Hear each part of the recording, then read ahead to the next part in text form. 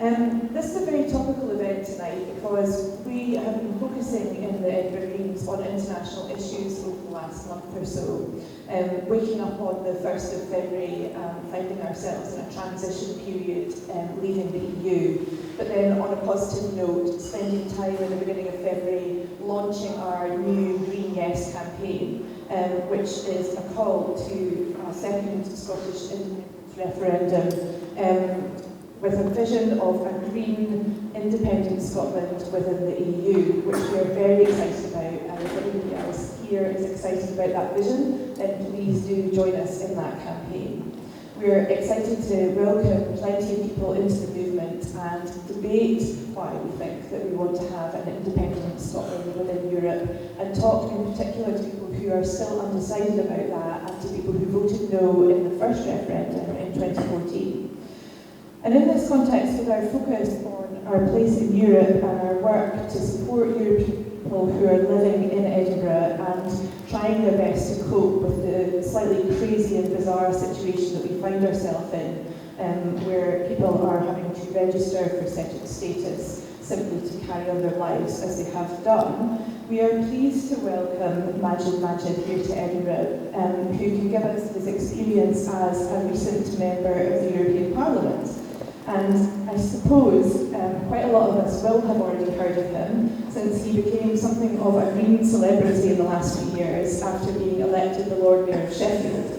I think the first time I became aware of his work, I saw his mural portrait, which had been taken with shock horror, a combination of fashionable clothes along with his mural chain, and had sort of become a bit of an internet sensation based on that photograph.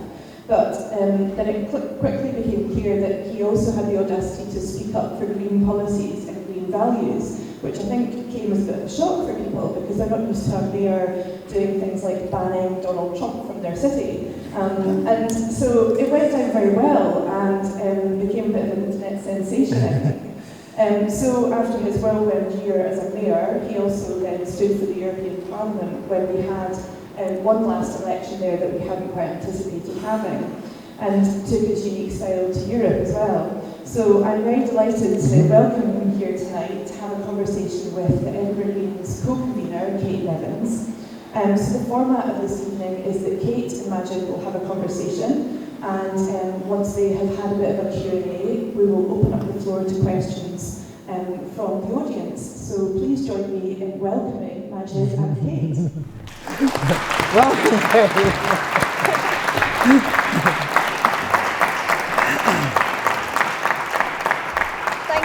Thank you so much, Claire, and welcome, Magid. And thank you so much for joining us this evening and coming all the way up on the train. So I think this is probably one of the bigger events we've run for a while, and I think we're totally sold out. It's really exciting, and I'm sure that's testament to how inspiring you've been, Magid, across the UK, and also I'm sure now in Europe as well. Nice idea. Can everyone hear me okay? Should we put a little bit more volume there? Do you want me to also pick it up? No, it's great there. Is that good? Right. Yeah. Do you like to speak? Thank you, Magid, for joining us. So you grew up in Sheffield, having fled the Somali civil war when you were just a toddler, and then you went on to study zoology, I believe, at the University of Hull. Can you tell us a little bit about when did you first realise that you were interested in politics, and what drew you to the Greens? And first of all, hello everyone. It's a real joy to actually be in Edinburgh. It's my second time. I actually came for the Fringe 5 years ago on like the last weekend, and when I actually was coming off the train station here, I couldn't help but feel a bit more European than I did when I was actually travelling from London. I don't know if it's the architecture or what it is, but it's a real kind of great feeling to be in Edinburgh. And as you touched upon, Kate, so originally born in Somalia, which is in East Africa, and due to the civil conflict that was happening at the time, my mother at the time, along with my siblings, she said, right, we basically just needed to kind of get out of that situation. And I think it's important kind of highlighting that nobody chooses to leave their family, their home, their friends, their community if they really didn't have any other choice. And it wasn't a case of being a nuisance in any other country or whatnot, it's because people at the time don't have any other alternative. And now we've even seen it with climate refugees, where people are actually being forced to flee their homes due to the whole climate crisis. So could have ended up anywhere in, I suppose, and then we just ended up coming to Sheffield. And for those people that don't know, Sheffield is the first city of sanctuary in the UK. So it's got a very long, rich history in welcoming people from all across the world. And we just basically came to Sheffield, couldn't speak a word of English, but that doesn't really stop you from playing, especially when you're a child, playing with other children, playing Kirby and whatnot. You just tend to throw yourself straight into it.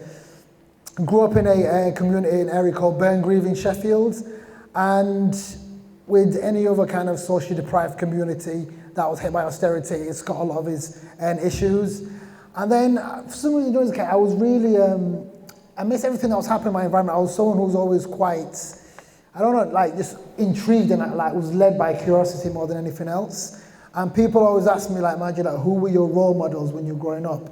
And the only two posters I had in my bedroom was Buffy the Vampire Slayer and The Rock. And for my mum, was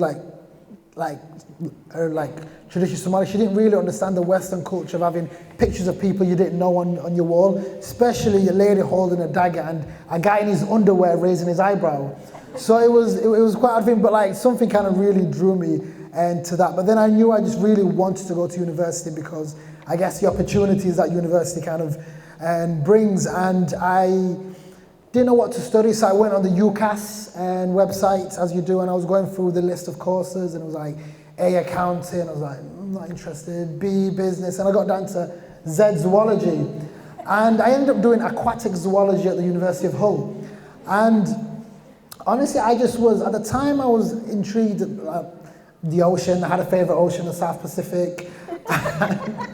but in all seriousness, it was just more than anything, I was just driven by just wanting to like take myself out of my comfort zone, leave home, and I just ended up going to Hull as well. And it was when I was at university where I guess I started to become a bit politically active. Well, just like, yeah, politically active. And it was, I set up a sports club called Hull University MMA Club, Mixed Martial Arts Club, because I came from a background of doing Brazilian Jiu-Jitsu, and then I started doing some freestyle wrestling. And when I was at university, in part of the sports club, we had very like poor sports provision, we weren't getting good training times or facilities. So then I kind of just started to campaign and just started working with other smaller sports clubs and then working with our students' union, and then that's what really got me involved in my students' union. And from the back of that, like, it's then started hearing about like, I guess like interest in terms of like wanting to tackle the hidden cost of university fees for a lot of students, want to campaign for free education. All these things started to kind of become a bit more prevalent, and then I decided to get involved and run as a student union president at university. But even at the time, I literally was not involved in party politics. Like even when I was at university, like I honestly couldn't even tell the difference between left or right. I knew I cared about the issues I cared about, and that's the only thing that was kind of pursuing. And I remember at the hustings, somebody asked me, are you going to join the picket line? And I didn't know what a picket line was. So I gambled and I said, yes, I'm going to join the picket line, which of course I would have if I knew at the time, but it's just trying to get the point across that I really wasn't politically party politics. I just knew I cared about free education, wanted to support students, and that was that. But it was, funny enough, during the last European elections, not 2019, 2014, and just watching the rise of UKIP and a lot of their far-right rhetoric and dehumanizing migrants, I kind of really kind of made me, with everything that was happening, if I could at least make my small part of the world, my community, my Sheffield, that bit better. That's at least me contributing and doing something. Because it gets to the point when you just get tired of complaining and you can't keep on asking the wrong people to do the right thing. So I thought, what could I do? So I just got involved in my local community, trying to save the local library from closing, to working with a lot of young people. And I joined the Green Party at that time for a couple of reasons. I guess first and foremost, they were the only party that had a red line against austerity. They were the only party that was unequivocal, saying that we campaign for a free university, tuition-free university.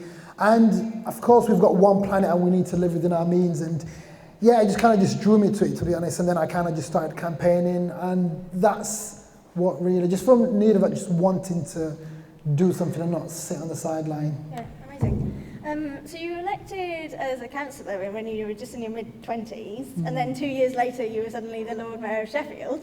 And I believe you were the youngest ever Lord Mayor. Also, I'm guessing the first Somali, first Muslim. No, first refugee one. Okay, first, and first, definitely the first Greek mayor, right? So amazing.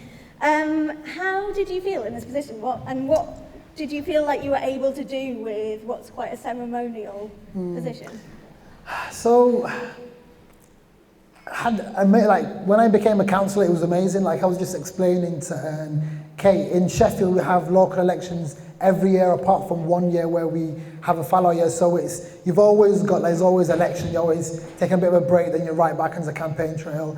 So it was amazing to really, first of all, just deal with local issues and actually seeing firsthand the impact that you're having, whether that be accompanying a local resident and visiting her landlord to stop her from getting evicted illegally, or there's lots of kind of casework which really, I guess, highlighted so many social issues that we've got, and it's never ending. And I think honestly, like any councillor can tell you here that there is at times no switch off button because it's a constant working, whether that be weekends and people always demanding so much more of your time, and at times expecting you to do miracles. Like some people say, Magid, can you get me a house? And I was like, I'm sorry, I haven't got any houses to give, but like, of course, trying to support them in, whether that be from like change of circumstances for them or whatever it took just to kind of support your constituents. But then when the opportunity of the Lord Mayor kind of came about, it was just such, it kind of like, I was just completely intrigued with it because of course I see how it's done before. Like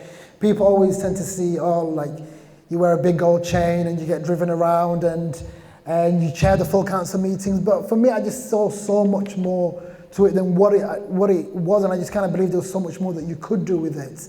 And I just remember thinking, like, if I ended up having the opportunity to become Lord Mayor, I was literally just going to be unapologetic with myself, but also use the platform to really champion certain causes and just really highlight a lot of things and champion Sheffield as a whole. And I remember like just being told like so much ridiculous like protocols and traditions and every time I would but we've always done it like this, Magid. This is just how we do it. And of course I'd always kind of question like, but why? What is it effective? What is the purpose of doing what we're doing? And it kind of caused a lot of grief. And it was just kind of like, I guess people are scared of change, what I kind of realized. But this kind of, I always say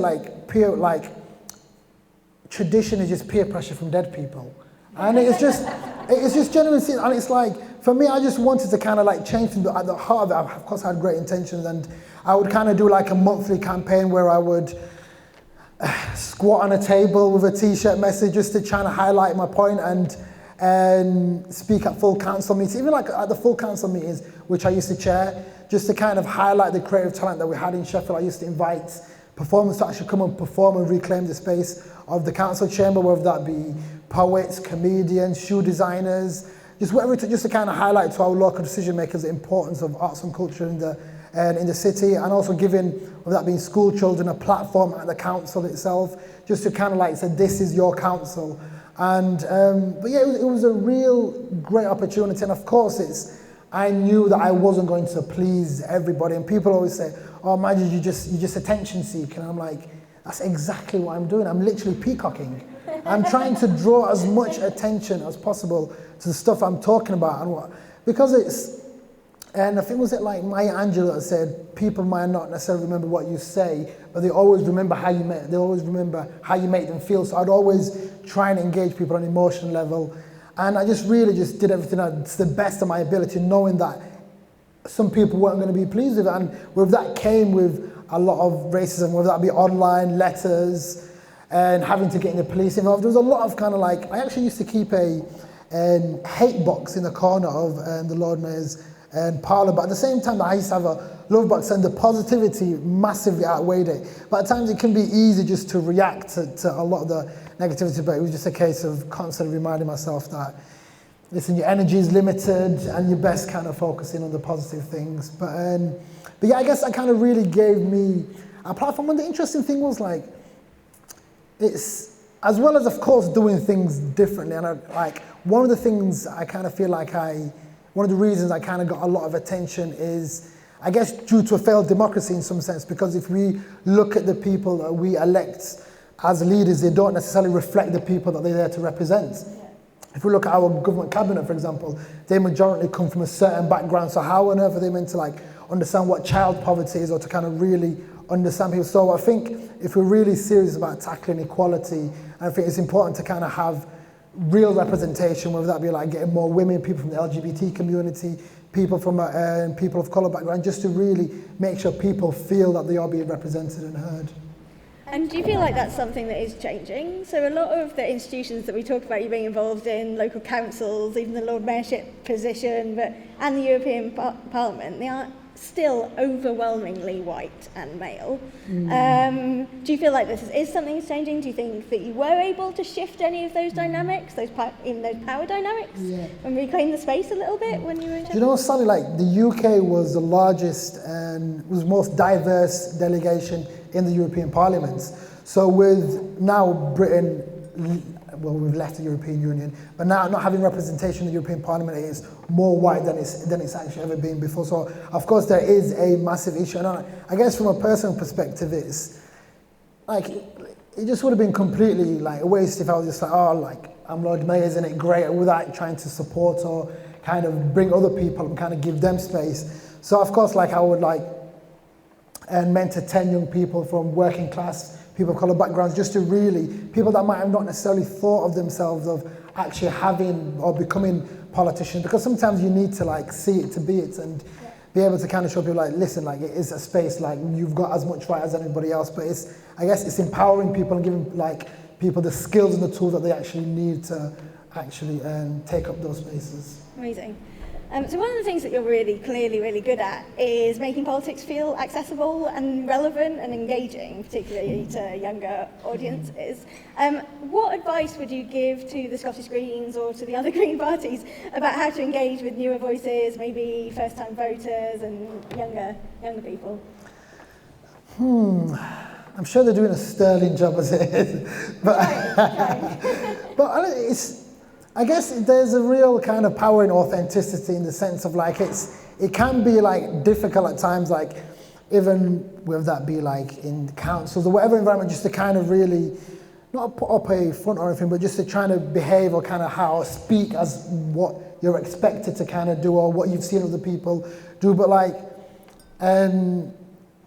as Tupac once said, real recognize real, in the sense of like just by being really honest and authentic, it really resonates a lot with a lot more people than it's, it's just, I think also just by like listening helps more than anything, but also acting on what kind of people say. But one important is just trying. I know it can be difficult, like it's not like one rule for everyone, but we're just trying to, I guess, being yourself, true to you as much as you can, but also being vocal and not, like people always say like, I remember like it was a thing where people said, imagine like you're being a bit too political or maybe just kind of tone it down, you're putting people off kind of thing. But it was like, I didn't have the privilege of being too political. Like I'm a black Muslim immigrant living in a time where we've got this kind of horrific hostile environment, so many other issues. Like I think the time to be less political or to kind of tone it down, I don't think we've got that option anymore. So it's trying to really be at the forefront of things. Amazing. But also just another kind of quick point is, one thing I kind of realized quite a lot when I was in Sheffield is people need to see themselves in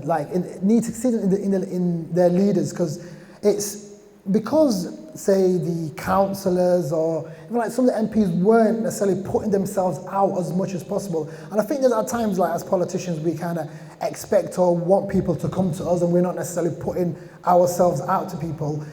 It kind of like meant that people would disengage and people didn't, and a lot of people would come to me thinking I was like the old emperor and I can do anything, and I just couldn't. But these people were actually like struggling people and needed help, but they would go to who they see. They're like, oh well, Magid, you're the Lord Mayor, surely you can do this and that. But it's like, I was like, no, well, I can put you in touch with your local councillor, this is what you could do, this kind of legal issues, best speak with your local MP about it, this way. But I think we can't expect people to come to us, we need to kind of be actively going out to communities. What were your main takeaways seeing the European Parliament from the inside? Honestly, like, The European Union is by no way like a safe haven of progressive ideas as much as there's a lot of issues that's wrong with the European Union. But at the same time, I understand the fact that where we benefit more, Europe benefits more, like we're better off actually fighting, especially a lot of global issues like climate change, security, working together as a team rather than just, I guess, trying to pursue everything ourselves. But honestly, it was one of the things that kind of, just was great about just being able to be in an environment where there's so many different languages are being spoken and really feeling part of a really broad international community where even though I was a member representing Yorkshire and the Humber, the decisions I would do in my committees and how I would vote would affect all of the all of the member states. So you kind of felt like you were, like especially as well, the Green Party, we're part of the Green Zephyr group, which would include all the Green parties from across Europe, as well as like the European Free Alliance, like the SNP with Plaid Cymru, and then everyone sits in different groups, so you kind of also work together. And honestly, it was tough because when I first became an MEP, it was like, right, we've got 4 months. Like that's the only thing that's guaranteed till Halloween, 2nd of July till the 31st of October. And it was a case of like in campaign mode in some effect and just like hiring a bunch of teams that, right, guys, this is our main focus, this is what we're going to be doing. And it's always like having to work harder than you would because you know you could be potentially losing this, and it was working on. And then we got a extension, was like great, and then you kind of just held on to the belief and the hope that we would get a people's vote and things would turn around. But then it was quite exhausting. You're like, do I invest in this quite a lot? But then I don't know if I'm going to be there to see it through, and what do I prioritize? And it was a real kind of like, it was some people like dealt like kind of like, it was difficult in terms of like even practical things like where do assistants working for the British delegation find accommodation for like two. So there was a lot of complications with it, but at the same time it was honestly a lot of solidarity from a lot of different member states. And of course the European Parliament, like, you get some actual like far right fascists, some like genuine nutters that are MEPs. So you get all sorts of people from across the spectrum, and you just and like, but also like even in the committees. So I was part of 2 committees. One was Civil Liberties, Justice and Home Affairs, where I did a lot of work on the refugee crisis in the Mediterranean and the Equal Treatments Directive. And then the other committee I was on was Culture, which was looking at the arts and culture and education. I was doing a lot of work on the Creative Europe programme in Parliament.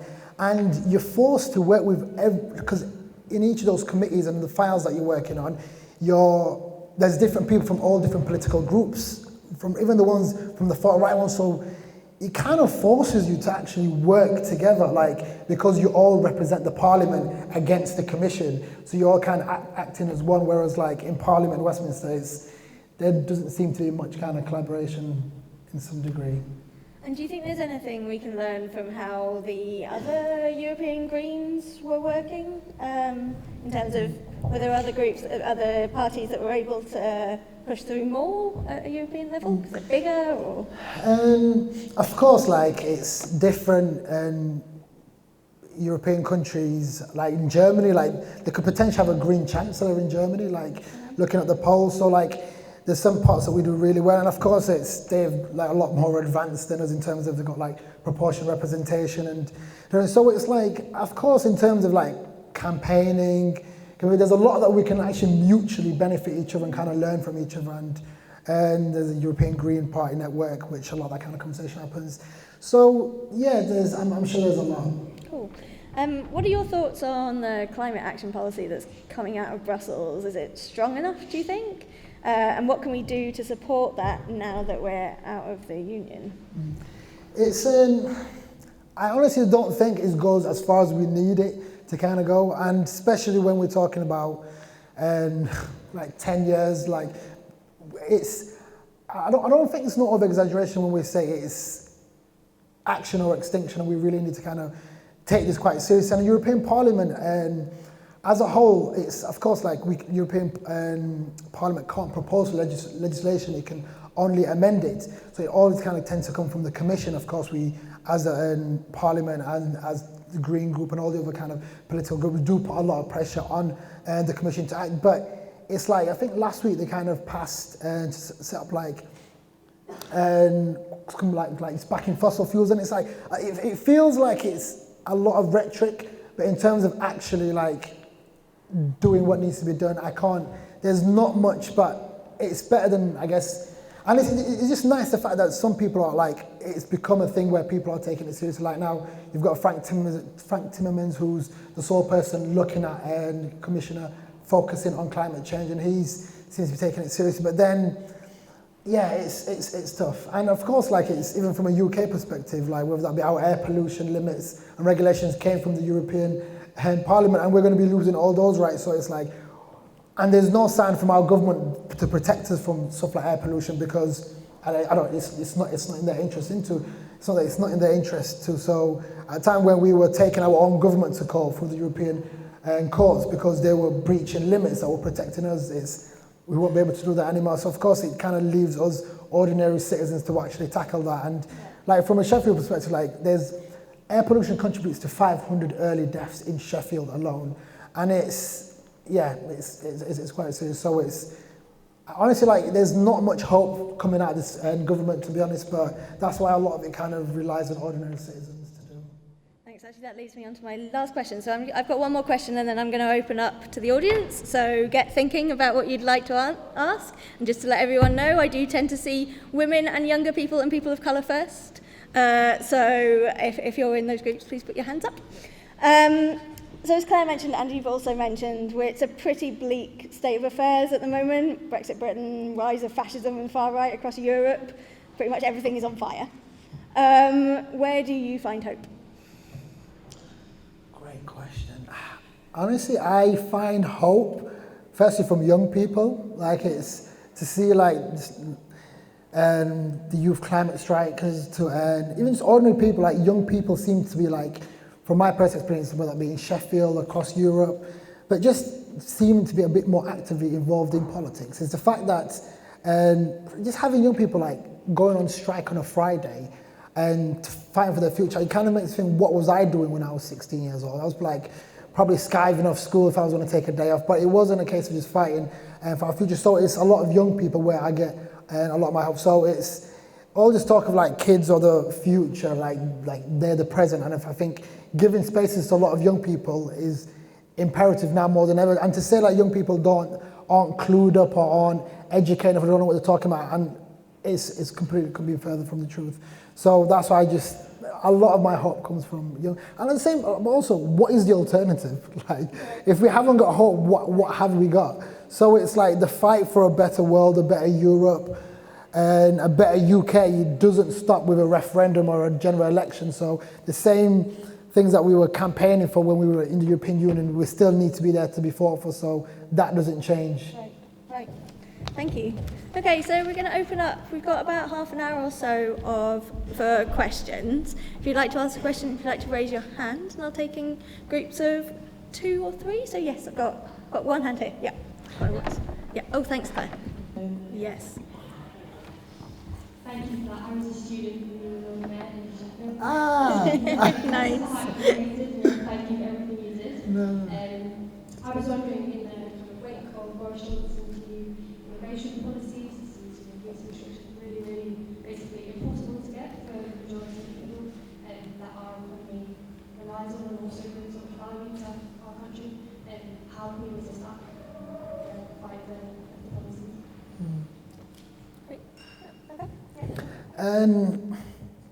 Yeah, it's completely. What's your name? Sorry. Meg. I think we've met before. We're friends on Facebook. So it's do you know when I actually ran to be an MEP, like my campaign slogan was "Immigrants make Britain great," and especially at a time where a lot of rhetoric on migrants was completely like, oh, there's too many migrants. It was really negative. I really put that at the forefront of all my kind of campaign to get elected in Yorkshire and Humber. And because I just genuinely, first of all, believe in it, like, and it's statistically, whether that be economically, culturally, immigrants enrich all our lives in every aspect of it. And to have these ridiculous government coming up with, what they came out with yesterday, saying that they have to be speaking English before they can come into the country. And I think, like, well, what if the rest of Europe also did that for, like, Brits? We'd be like, It's because like in the European Parliament, in the European Union institutions as a whole, it tries to have a representation from different all the member states, and the Brits were always massively underrepresented in the EU, as in like civil servants working in the EU institution, because to work in the EU institution you have to speak 2 languages, and many Brits just didn't speak 2 languages, so we were massively underrepresented. And again, it just kind of this dog whistle kind of rhetoric kind of just fits into their racist narrative of like pitting against, listen, all your problems, all your issues is basically down to migrants. And like, even honestly hearing it firsthand, like it's, the whole, like you hear something like the reason you can't get a council house, the reason it's taking ages to see the doctor, the reason you can't get into the housing ladder, it's all down to these immigrants, when we all know it's down to failed government policy. So like in terms of what we could do, like first and foremost, like support our neighbours, our doctors, our friends who do come from migrant backgrounds. And this not only just kind of hits migrant people, it also hits ordinary like people of colour who aren't like, who are British citizens, because some people just kind of lump them all together and say, oh, get, like you always see like, oh, get out, go back to where you came from, we don't want migrants to see this person's born and bred in Edinburgh. So it kind of like feeds into so many different areas, but also really kind of just hold the government to account in any given way, like making sure the fact that whether that be, when it comes to like, I don't know, like whether that be petitions, supporting your community groups, there's like, there's always anti-racism groups, like whether that be Stand Up to Racism, whether that be, there's like different kind of, so just supporting community initiatives, supporting our local neighbours, but also really just, listen, if you're a comedian, like write jokes about it. If you're a writer, write about it. Like every one of us in this room has got some degree of influence and some sort of like, so I think it's just using what we can to make sure that we are doing what we can to support migrants who are currently living in the UK. And yeah, it's shit, but we need to, like, we can't let them win, because yeah, there's too many people to like work for. Thanks. Do I have any more questions? Yeah, I've got a question in the middle over here, and then a question at the front over here. Anyone else in Sheffield? Got any Sheffield connections? Nice. And I think I can also see one of your t-shirts. Thanks, I'm a bit angry because of that. Sorry. Yeah, so... Hey, can you... Yeah. Yes, thank you. So you mentioned earlier about getting people into the council meetings, like artists and creative types, and you just mentioned there about all of us having some thing. How big do you think, so I'm trying to phrase this right, the effect culture is on sort of the mindset of people towards the issues, because it's something that doesn't really come apart from like a David Attenborough documentary or something like it's not sort of in everything, pushing that idea forward, like fashion or whatever, doesn't cover the idea of being green that often. So like, is there something that you think should be done or could be done better by people like us or other creative types to sort of push that idea forward? I haven't phrased that very well. So. It makes sense. I'm going to take one more question and then we can, if that's all right. I've got, at the front with the Migrants Make Britain Great t-shirt. Thank you, Claire.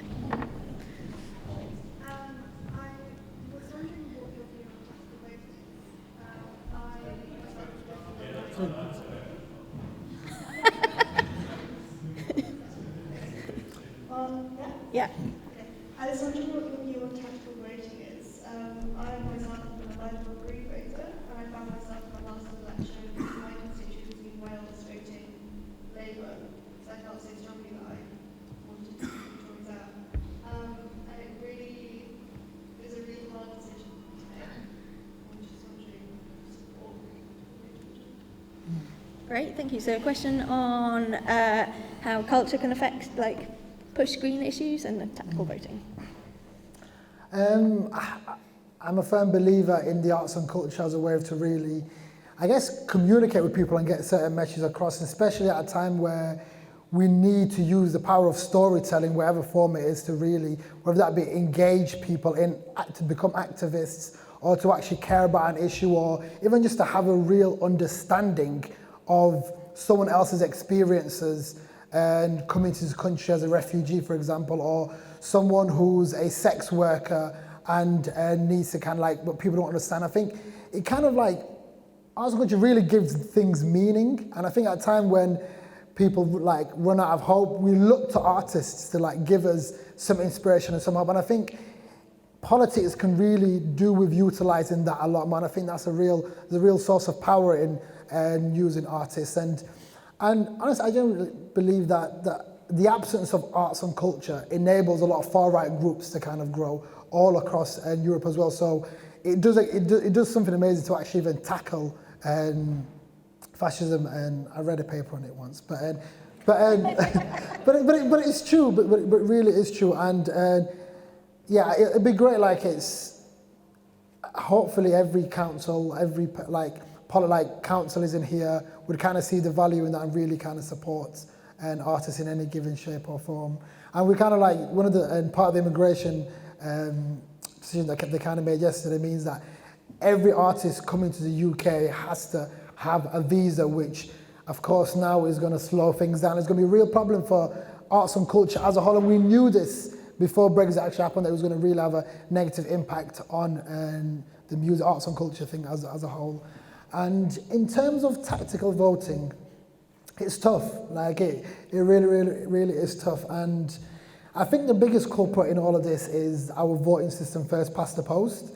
It is like for Boris and like Conservatives to really bang on about democracy, like yet at the same time upholding this like archaic like tradition of basically first past the post, which like every country in Europe, I think apart from the Vatican City and another country, has got some form of proportionate representation. And if we're serious about taking back control or giving the many an actual meaningful vote, we need to really tackle the voting system, and it forces people and to actually like vote. Like some people want to vote with the heart, but at the same time, you like say you want to kick the Tories out.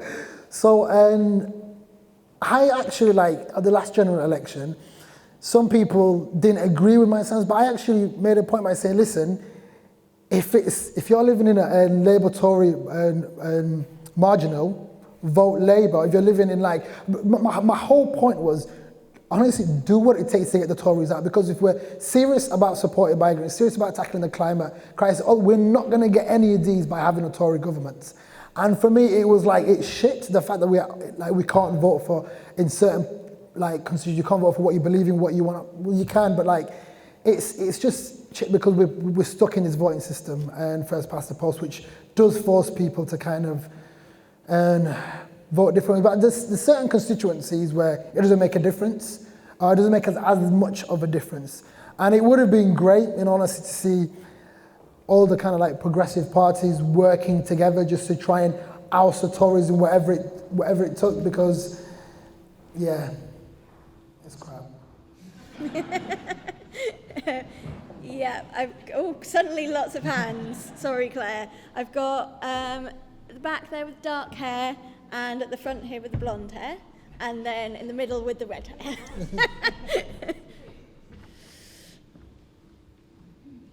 And then I'll come to this side, don't worry, after these three. It's three okay, one's okay, yeah. Hi, I'm Fiona. I was interested to hear you say that you were working with the far right, which obviously is very challenging. I just wonder what you learned from these politicians, why you think they are saying and doing what they're doing, why has the far right risen, and what can we all do? I think we've probably touched on that a wee bit in that area. Thanks, Fiona. I had the lady, the blonde hair, who's actually our co-leader of the Green Party here in Scotland. Hi, I'm Laura Stater, one of the co-leaders of the Scottish Greens. Thank you so much for coming up and hanging out with us in this freezing cold venue. Thank you so much. Struggling to write. For coming out tonight. I have a question about, so we're all up here campaigning madly for Scottish independence. Sorry, we're kind of like, bye! So the question I've got for you is, what does an independent Scotland look like, both from your point of view as an Englishman living in Sheffield and from your point of view as a European? What does Scottish independence look like to you? And one lady in the middle with the reddish hair. Hi, I'm Sam. It's question actually. If we do get our independence here in Scotland, will you come and live here? Yeah, that's some nicely connected ones there. So, yeah, what you learn about the far right from being in Europe. So, funny enough, like in the committees I'd be sitting in, it's like the civil liberties and just home affairs, that was really quite contentious because it'd be talking about security, it'd be talking about migration, and they'd always be quite vocal on that. But when it kind of came to work in the committees, it actually would never show up and actually do any of the work. So it was much minimal, like we didn't work with them that close, even though they had a seat at the table because constitutionally they would have a seat at the table, but they would only kind of make big deals about it during plenary sessions, which is when you see people speaking, because that is kind of like the showtime when everyone sees what you're doing. And honestly, I think a lot of these people play on people's vulnerabilities, and it's a lot of people, whether that be in parts of the UK or different parts of Europe, have been neglected for so many years, for such a long time, and are looking for change and are looking for some sort of hope and understanding. And then someone kind of comes along and says, listen, all your problems, or this is what needs changing, and they get their attention, what they kind of need. Or it's like, at times it's like, people are angry, but I just feel like their anger's misdirected at times. And they basically, people would take that for granted and basically just, I forget that. And it's like the people, I'm not going to say everyone who voted Brexit is definitely not a racist. It's like a lot of people genuinely were concerned and left behind and wanted change and thought they want to get that change from voting for UKIP or Brexit Party. But at the same time, every racist did vote for Brexit because it kind of feeds into their racist narrative of basically returning back to the good old days, whenever that was, or just really trying to Britain is Britain. It's kind of a nonsense, to be honest. And in terms of the issue of Scottish independence, I think first of all, it's up to the Scottish people to decide in terms of the future, whether they choose to remain or leave in the the United Kingdom. But do you know what? Honestly, if I was Scottish, I'd vote to leave. I'd vote for independence. But being from Yorkshire, England, I'm going to be selfish and say, please don't leave us. But in terms of and what Scotland looks like, I honestly do not know. It's whether it's, of course, the European Union loves Scotland as a whole, and I think they kind of did a kind of stunt on, I think, Brexit Day itself, when they had a flag of Scotland and they said something like welcome, or I don't know, it was kind of taking a cheeky jab at the UK. But yeah, honestly, I don't know what the future holds for Scotland in terms of if Scotland was to go independent. And if it happened, I'd probably move up to Scotland as well. On Brexit Day, did I see a video of you with a mournful violinist in the background? And she was Scottish as well. Yeah, it was with my sister. She kind of was playing something like violin. Did you just find her somewhere? No, she was one of my she was part of my team. Yeah, she was great. She was just a great violinist. I said, "Oh, just play me something," and she just played. It was excellent. Okay, some more questions. So I've got in the back here, in the middle here, and the front. So back, Colin with the grey hair, and then yeah. Magid, welcome to Scotland. I'm sure you did some research before you came here, so you probably have an idea about how the Scottish Green Party functions. Completely understandably, we have to prioritise. You mentioned that in your opening remarks. We spend an awful lot of time on local issues because we have to. Because as you know, the way the Scots Parliament works, there are certain issues that we cannot have any control over. You probably know that we make great whiskey, we have great fish, but you probably don't know we make some of the finest weapons that are used by disreputable regimes around the world. So in terms of priority, do you think the Scottish Green Party got it right? Do you think they should on the doorstep ever mention what is happening in the wider world? Should they only concentrate on what's happening in their backyard, which is the present situation? How many people have to die in Gaza before the Green Party does much about it? How many people have to die in Yemen before the Green Party does much about it? With your background, I assume you have a very strong international outlook. But do you think the priorities are right for the Scottish Greens, which is largely what's in the backyard? Thank you, Colin.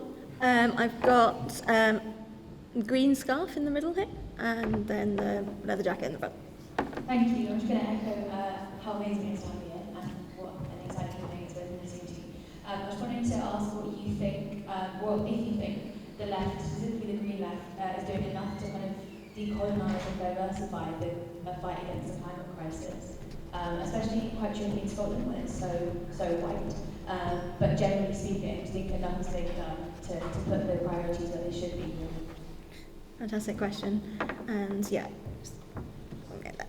The kind of, in the independence movement at the moment, there seems going to be a small debate around kind of full EU membership versus kind of a more Norway-style EFTA kind of arrangement, probably around kind of like customs unions and post-migrant workers directive, that kind of thing. So just kind of your take on like the distinction between those two different models and which one you think is the best. So what was the two models? Between like full EU membership and like Norway-style Iceland's EFTA membership.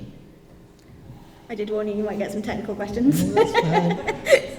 Okay, so we had a question about, are we too focused on our backyards and not thinking about the use of weapons that are made here in Scotland in conflicts abroad?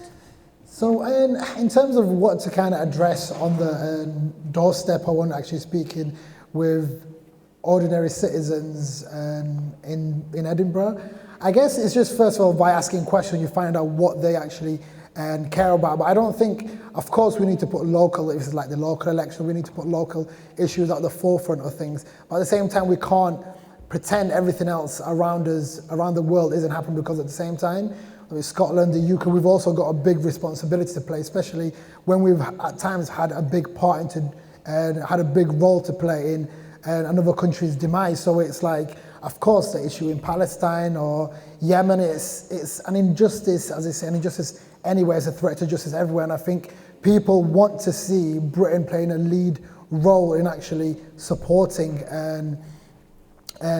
people from different foreign countries. And I think one way Britain can do that is, like, I don't think as much of us just to accept taking child refugees, unaccompanied child refugees, into the country when we know their space, and our government tells us time and time again, well, we've got no money to do it, yet we can afford lots of money to be spent on weapons and go to war, which in effect is going to cause more issues with refugees, causing more child refugees. And I think, like, yeah, it's, sorry, come back to your question, I just think, yeah, that I don't think we can afford to not mention any of our foreign policies, or kind of really put our internationalist outlook onto the world and mention that to citizens for sure. And in terms of, it's honestly, it is a bit of an issue in terms of the whole climate movement as a whole, especially when we know climate change disproportionately affects people in the global south, working class people, people of colour more than it does anyone else, yet their voices aren't being heard as much as anybody as much as other people. So I think the Green Party, the Green movement as a whole, need to make sure people voice are being heard, but also kind of making sure that our policies that we kind of put forward to are really inclusive, and it's not just a case of only kind of benefits certain people, certain communities, where it truly is inclusive in every essence of it. So I think there's a lot that we can be doing in our town. I don't think we're doing enough. Great. And the last question was different models for Scotland for rejoining the EU. Full membership, or would you go full membership? If I was, Norway model. I would go full membership every time, just because you've got a seat at the table and you can really get involved. So it's I'd rather, if I'm gonna I'm gonna contribute to the European Union, I'd want to have a say in it. So I would say being a full member is definitely better. Great, thank you. Any more? And it must really suck, like, being Scottish, in the sense of like being told at the last in the referendum, oh, do you know what? You need to remain as part of the union, otherwise you're not gonna be accepted into the EU. Like, that was one of the main points, and now you're being dragged out whether you like it or not. Honestly, it's terrible. Yeah, we feel it. I've got a question hand up high in the back there. And then I've got one of our councillors and a person in the front. Not coming next, sorry. Hi, Magid, thanks for coming. You recently lost your job through no fault of your own. What's next for you? Cool. So what's next? And then I had, sorry, could you, yes, sorry, it was one of our local councillors, Gavin, here. Thanks very much, and welcome as well. You obviously made a big splash in your year as Lord Mayor, but I think maybe 10 years from now, what would you like people most to remember about that year as Lord Mayor 10 years from now? Oh, nice question. And I had a young man with the navy jacket, yeah. As having studied in Sheffield and unfortunately been able to see your rise, which has been very cool. Being also English in Scotland, so there is this current kind of rise of indie ref too. It's a bit like being European in the UK and seeing the rise of Brexit. How does someone from England engage in that debate and also not be critically, and also not be fearful of kind of having a relationship with the UK or England that puts me in a position that's still able to do so, because it might be for a reason, because it's much more European. Lovely. It's a really nice set of questions there. So what's next for you? What would you like people to remember of your year as Lord Mayor of Sheffield? And how do English people engage with the Indie Ref? Great questions. In terms of it was great. Like being an MEP was a massive privilege.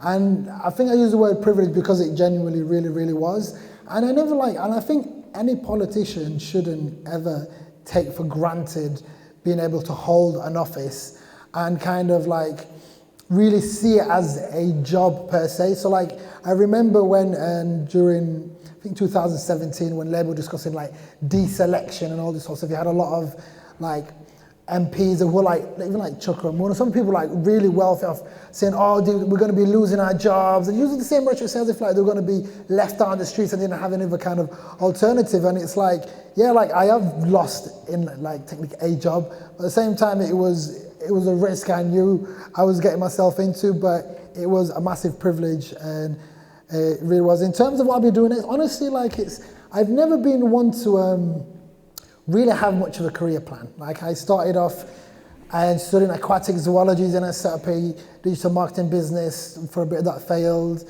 Then worked for the housing charity called Shelter for a bit, and then became a counsellor, and I was doing that full time. Wasn't working any other job, and I was managing to sustain myself. And then opportunities to learn came. So for me, it's always been, as long as I'm learning, taking myself out of my comfort zone, but most importantly, as long as I'm having a positive contribution to those around me. And in terms of what happened next, I'm actually still technically living in Brussels. I've not I've accepted it, guys, but I've just my rent is today's the last day, but I'm saying the weekend. I've basically stayed just to finish a book that I've been writing because I've not had the chance to actually do much writing when I was there. So it's a book. So the book's called Art of Disruption. It's a manifesto for real change. It kind of looks at disrupting the age-old systems of basically politics, life and work, and kind of got different anecdotes, but it's kind of set out more of a manifesto which comes out in May. So I've just been literally just finished writing that last week. I've got some work regarding that. But in terms of anything else, I'm just gonna go back, continue being an activist, and I'll just, I feel, get involved in my local community, and I've been fortunate enough that I've been given some sort of platform, and I'll utilise that to the best of my ability and just keep moving and just trying to change things for the better. Fantastic. And then we had... I'm glad you're taking notes. What's the... it was Gavin's question. It was, what would you like people to remember in 10 years' time? From your year? In 10 years' time, I'd say just probably just someone who stood up for what he believed in and kind of come what may, and kind of stood by his principles more than anything else. And of course people are going to remember the whole Donald Trump thing. Some people in Sheffield might remember setting up their suicide prevention charter. So I think different people will remember different things, to be honest. It's even certain, one of the things being Lord Mayor, you say if I was married to a woman, she'd be the Lady Mayoress. If I was married to a bloke, he'd be the consort. But if I had a girlfriend, and she'd be called Lord Mayor's escort. It's it's just quite archaic. But what I kind of do, I completely I'm not going to have the same person in a company area because that can get boring quite quickly. So I just, it's all right, I'm single, I can say that. But the thing was, I just literally made a point by just having different people with me. I kind of wanted people to feel part as if like, this is like your city, this is like a city where I want you to feel as much. So I would literally just, whether that be putting a call out on Twitter or just having different people from parts of Sheffield come with me, like spend a day with me, or like kind of like feel as if like they were the mayor for the day as well. So I think some people might remember that. So I think people remember different things. And the third question was how English people engage with the indie-ref debate. It's tough, isn't it? Do you know, it's like, honestly, I think if I was living in Scotland, I'd just be supporting people. It's, like I said, it's a decision for the Scottish people to make in terms of whether they want to remain as part of the United Kingdom or if they want to be completely independent. And I think, first and foremost, just kind of respecting that decision. As like I said, as much as it is really, really hard, like personally, like, and again, like from a selfish point of view, like, of course, I'd love it if Yorkshire got a devolution and Yorkshire was to claim independence from Westminster and the South, but we're very far from that. But it's just, I guess, just respect it and just kind of supporting people when they can. And everyone's going to be, I don't think any Scottish people are going to be mean to you because you're say it's all your fault. So you're writing a book on disruption. It's an amazing concept. Do you see yourself as a disruptive force in UK politics? I think I'd like, in terms of the way I go, but I think in certain ways I've kind of disrupted certain things, and I think we need to kind of disrupt, especially all the kind of power structures, the way we kind of do things. Like I think if we're really serious about tackling change, we can't keep on accepting the status quo and thinking that it's going to serve us and it's going to bring about the change that we need to land. Like, we've got no other alternative. We really just need to kind of, especially the whole climate crisis that's happening, we've got no other option apart from really disrupting. And whether that be non-violent direct action to whatever it is from all across the scale. Great, I'm really excited to read that. I think we've got time for a few more questions. I realised I took 3 people that I think were probably men in that last section. So yeah, in the green Scottish Greens hoodie, excellent. And then behind, and then one right at the back. Yeah. I'm a huge football fan, so I just wondered, United or Wednesday? Ooh, I'm definitely United, 100%. And we're actually doing really well. And we're 6th in the league at the moment. So, and who do you support? Sunderland. And do you know, like, Celtic and Rangers, is that a Glasgow thing, right? Yeah. Definitely Celtic. We're near Hibs here. We're very near. Oh, near Hibs. Yeah. Okay. And then just behind, glasses. Thank you. I would have gone for Rangers. So what I do, I go around the Scots borders and North of England talking to schools and places of education and unions, talking about green policies and mining and everything.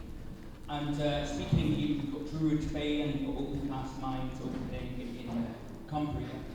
And speaking to these communities, they understand that environmental difficulties that these things might cause. But at the same time, these people don't want to live in poverty. These people don't want to go to food banks until homelessness is up. So, like, coming from Sheffield, which is quite an industrial place, you sort of engage with these issues. How do you address these problems which these people are having, having an issue with the environment that they want to live and they want to work and have money and not And I had one at the back. There's a hand up right at the back? Yeah. Is that Julia? Hiya. You spoke about young people earlier, and I think one of the problems I always find is that we are quite loud, but at the same time I feel like we don't really get heard because people are just so patronising.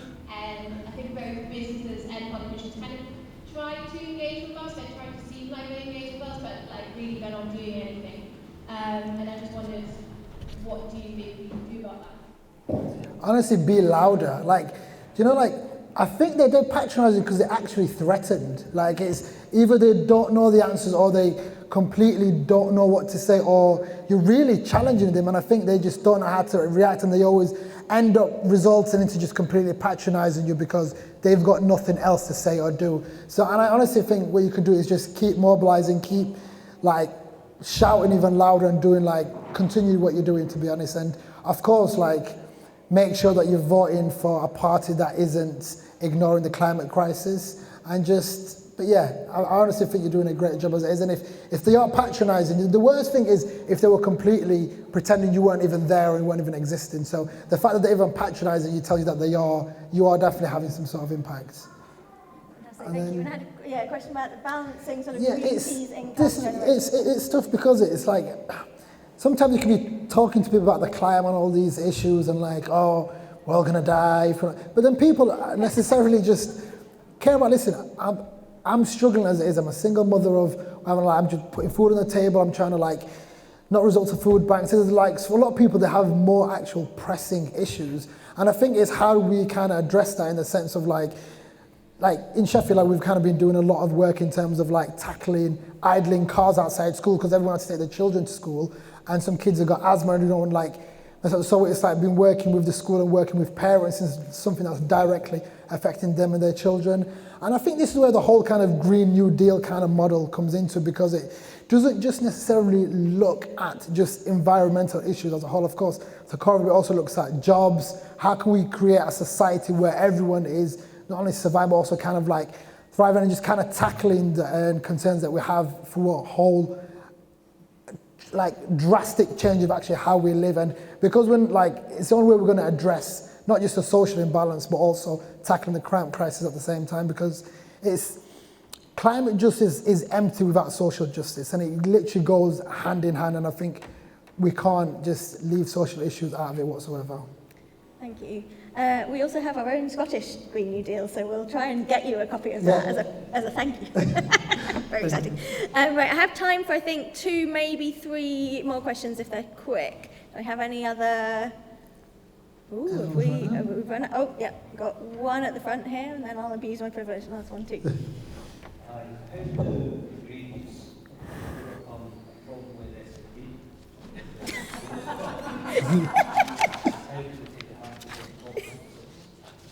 COP26. Yeah, okay. I'll be quite frank with you. I don't know that, in terms of when it comes to the SNP, I don't know that much apart from, of course, they're pro-European and they've got some progressive policies. But in terms of is it do you go even more onto the left and be a bit more radical? And I honestly don't know what the faults of the SNP are, how you can navigate through that per se. I think you're going to get some faults. Please tell me. But very quick list, please. The SNP have a block on most of Scotland because they're not Labour and not Tory. It's been a green wave across Europe. It didn't manifest itself in Scotland because the polling day, they're at the centre. Loads of things were wrong too. And on the doorstep, I think the problem is convincing people that Greens are credible alternative to the SNP. Yeah. And honestly, I think whether that be addressing just when it comes to local councils, just from a very local perspective, in Sheffield, which is predominantly a Labour city, and of course it was Lib Dems, sadly, in around about 2012 period, but it predominantly has been a Labour city, and the way us kind of Greens do really well is because we genuinely work hard, and it's we're working, campaigning all year round and not just when it comes to the elections. But not only that, we're the ones coming up with the ideas and actually showing people of the possibilities of what could be if they voted. I guess it's just trying to at times not focusing on don't vote for them because they're really, really terrible and they're not doing this. Of course, sometimes you need to call it out when they're being completely ridiculous, but at the same time, what I find to be a bit more effective is putting a real positive vision, a real positive message of hope or ideas, and that really just engages, speaks harder to a lot of people rather than just the opposite of that. Thank you. So I'm going to take the final question, and what do you think, it's quite a big question, what do you think is the biggest opportunity for us at the moment as Greens and social justice and economic justice campaigners. What do you think is the biggest opportunity we have at the moment? Do you know, whether that be austerity, whether that be education, whether that be the climate crisis, like the Green Party has always been on the right side of history and have always unwavering been consistent on that. And I think you've got the whole, of course, people saying, everyone's talking about the climate, the Greens need to kind of capitalise on that. And I just think if we're serious about like tackling the whole climate crisis, I think that is not an opportunity, but like, I think the Greens have got a lot to offer, and I think we've got a lot to offer, and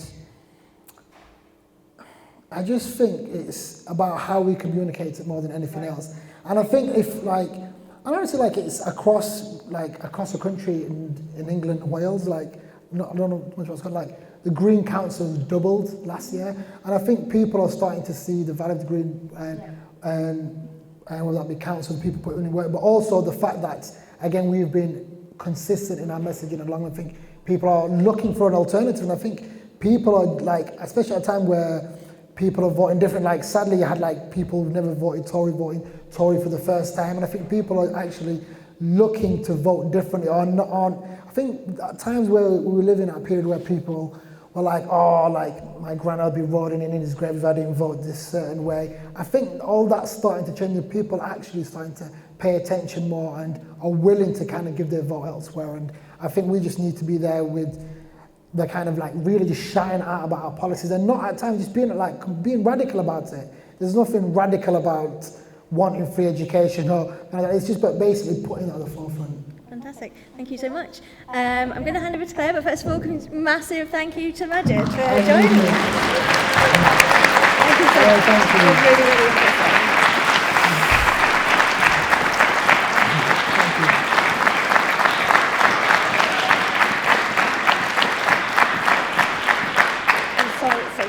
Thank you so much to both of you. This has been a really, really interesting conversation, and thank you to everybody who asked a question and who's participated tonight. I think this has been fascinating and a really interesting discussion that leads us into what we're going to be working on here in Edinburgh over the next year. So we're leading up to obviously the Scottish Parliament elections, thinking about how that's going to go here in Edinburgh, and I strongly suspect that it's going to be an international focus to a lot of what we campaign on, and how we talk about our place in Europe going forward.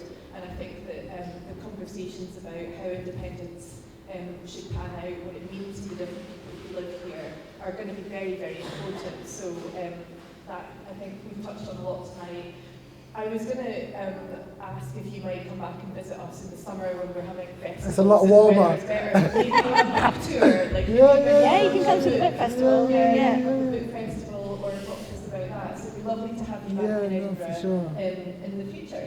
So just in closing, I just wanted to thank very much the members of the Edinburgh Greens who have organised this event this evening, and I think done a fabulous job at putting this event together and bringing us all together for this conversation. I would also especially like to thank Out of the Blue, who put us up at short notice that we needed to change our venue, unfortunately a couple of weeks before the event, and have accommodated us very well. And thank you so much to Kate, who has ably chaired us this evening and made us talk about lots of interesting subjects, and obviously to Magid as well for coming and visiting us here today. And we do have a small token of our appreciation for you. Is it the Scottish Green New Deal? It's a local artist's portrait of one of our blocks of flats here in Leith. So it's really Thank you so much. Really great. Very typical music down here. And so I'm afraid that's our time up for tonight. We do have other events coming up in our programme, so please do go online to the website and on social media. We've got an event, for example, this Saturday where we still have a few places left if you want to sign up, which is to do with how we build a greener city in Edinburgh. And there's a few places still available, so do go online and book. The other thing that I wanted to mention was that today we found out that there's going to be a by-election coming up in Edinburgh because one of the SNP councillors is intending to step down from his seat due to ill health.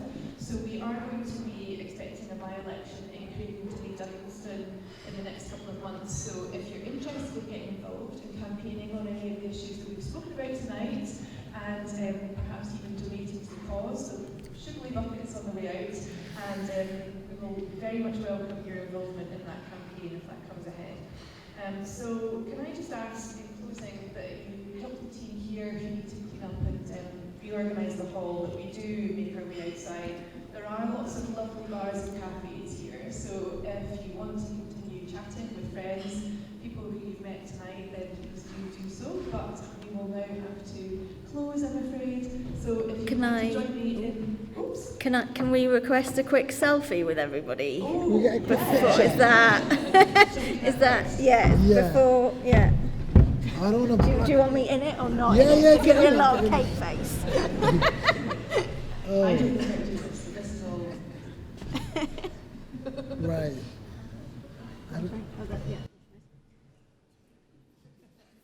So I can't, there's so many people. I'm going to photo bomb you at the back here.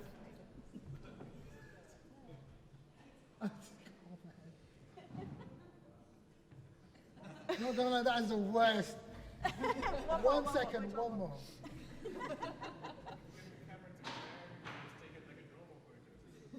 Say that again, sorry. Suggesting a normal photo, but I don't feel like that's the... It's not the zeitgeist, is it? Just that eye, it's fine. Perfect.